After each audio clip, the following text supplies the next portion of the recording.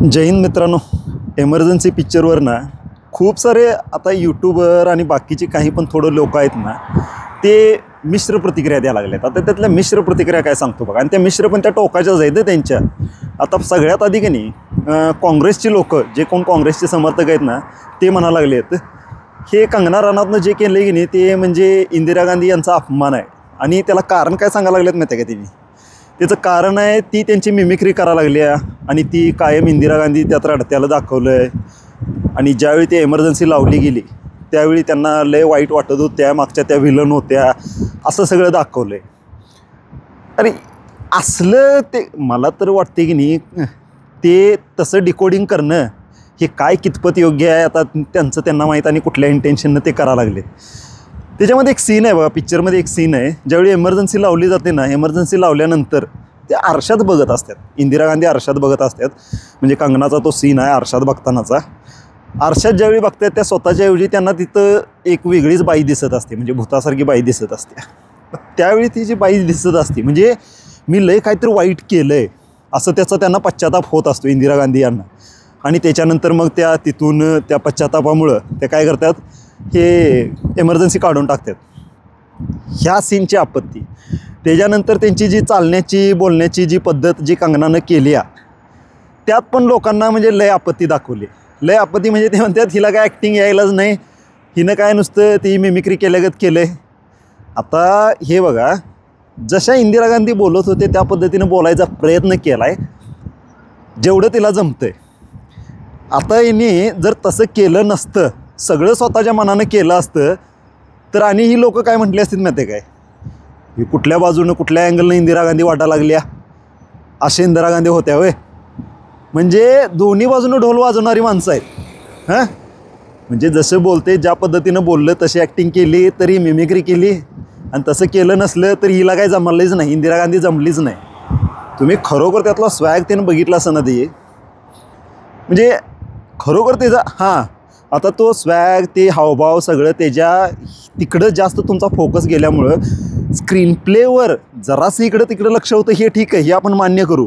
पण तिच्या ॲक्टिंगला तोड नाही हे कुठं तर मान्य करायला पाहिजे. म्हणजे माझं पर्सनल ओपिनियन सांगालो आहे मी, मत तुमचं काहीतरी वेगळं असू शकते, त्यात काय म्हणजे वावगं नाही आहे, तुमचं पण मत असू शकते.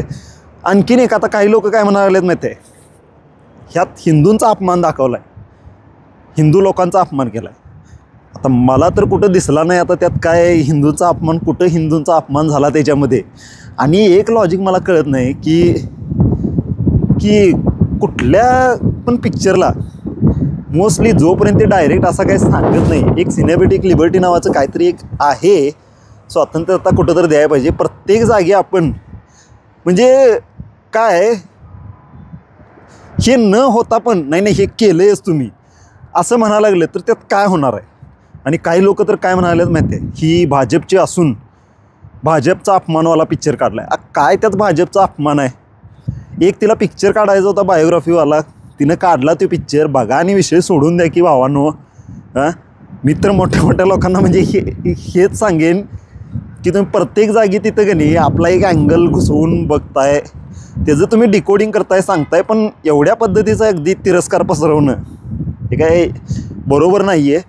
तुम्ही काय म्हणणार म्हणजे तू काय प्रचार करायला आहेस का पिक्चरचा? प्रचार नाही, एखादी गोष्ट वाटली, फील झाली, बघितले 2-3 व्हिडिओ मी म्हणून मी सांगायला लागलो आहे.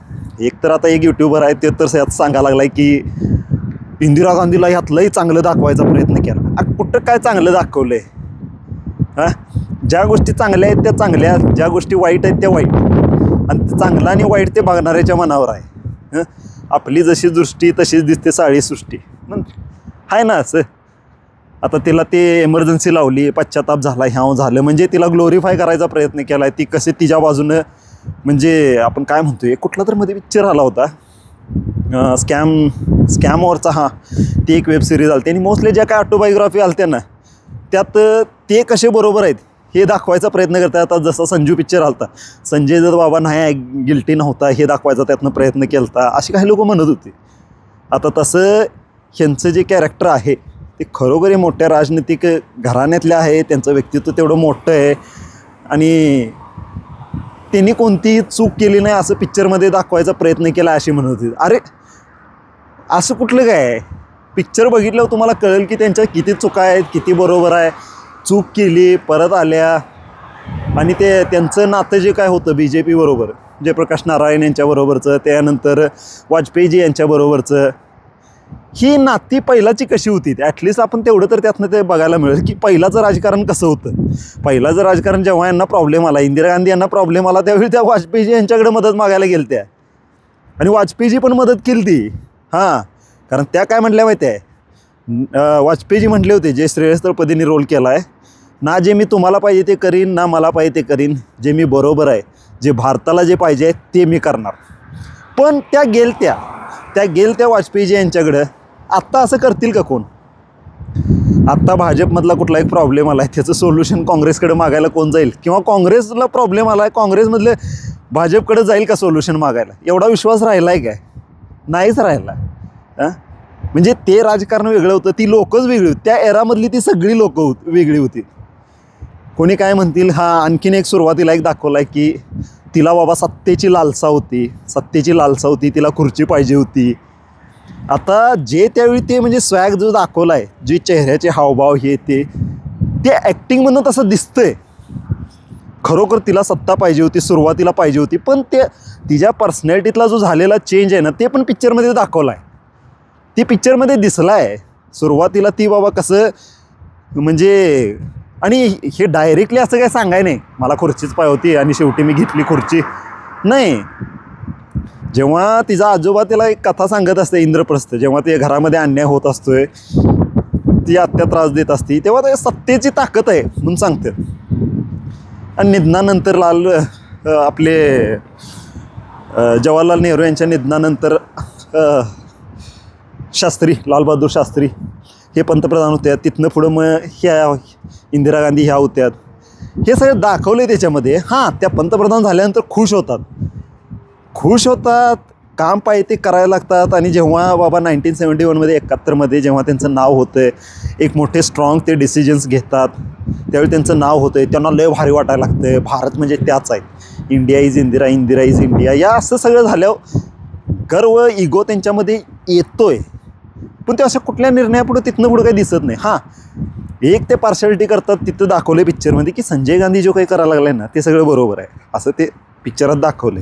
आणि बाकी संजय गांधीचे जे काही निर्णय आहेत ना, त्याला ते चुकीचं बरोबर त्याच्या मागचा हेतू दाखवाय नाही, डायरेक्ट निर्णय दाखवले. जसं नसबंदीचा निर्णय ह्याचा मागचं इंटेन्शन आहे की नाही, ते नाही दाखवायला. ते दाखवायला पाहिजे होतं नसबंदीचा का निर्णय घेतला आहे. त्याच्यानंतर आणखीन एक घरं ज्या काय झोपड्या पाडायचा निर्णय होता की नाही, ते झोपड्या का पाडायला लागलो आहे बाबा, ह्याचा तेवढा एक निर्णय दाखवला आहे. त्याला लंडनसारखं करायचं असते, म्हणजे इंग्लंड अमेरिकेसारखं करायचं असते, म्हणून ते झोपड्या पाडत असते. आणि म्हणजे काय, लँड ॲक्विजिशन तवा करत असतो आणि ते दुसऱ्यासनी तिथं दुसरीकडे जागा देत असतो. ते एक तेवढं कारण दाखवलं आहे. बाकी म्हणजे तुम्हाला असं बघताना वाटणार की या पिक्चरचा विलन संजय गांधीच, मला वाटलं तसं. ॲक्च्युली म्हणजे इंदिरा गांधी यांच्या आयुष्यामध्ये पॉलिटिकल करिअरमध्ये का नाही, काय म्हणतो आहे आपण, आता त्यांचे राजकीय दुश्मन BJP तसं होतं. पण इथं आपल्याला तसं काय वाटत नाही. आणि काही लोक काय म्हणतील की BJPला एवढं यात चांगलं दाखवलं आहे, वाजपेयीजी, जयप्रकाश नारायण सगळं भारतासाठी करायला लागलेत आणि इंदिरा गांधी काय करत नव्हती काय बाबा ना. आता तुम्हाला मला काय सांगायचं, हे असे पिक्चर बघा, एका लेवलपर्यंत त्या पिक्चरला घ्या आणि तिथनं पुढं सोडून द्या. आपल्यात भांडणं होतील असले काय लय करत बसायचं नाही. आणि तेवढ्या त्या लेवलचा पण पिक्चर पण नाही आहे. एक चांगला पिक्चर काढायचा वेगळा प्रयत्न केला आहे तिनं, बघा, आवडला ठीक आहे, सोडून द्या. लय अति ओव्हर लेवलचं क्रिटिसाइज. आणि ते मग ना पिक्चर ना घर का ना घाट का, ना काँग्रेस ना BJP, त्याच्यात काहीच नाही म्हणा, ना काँग्रेसचं आहे ना BJPचं आहे. त्यांची एक प्रतिमा, त्यांचं एक व्यक्तित्व कसं होतं ते दाखवायचा प्रयत्न केला आहे. तेवढं बघा आणि विषय सोडून द्या.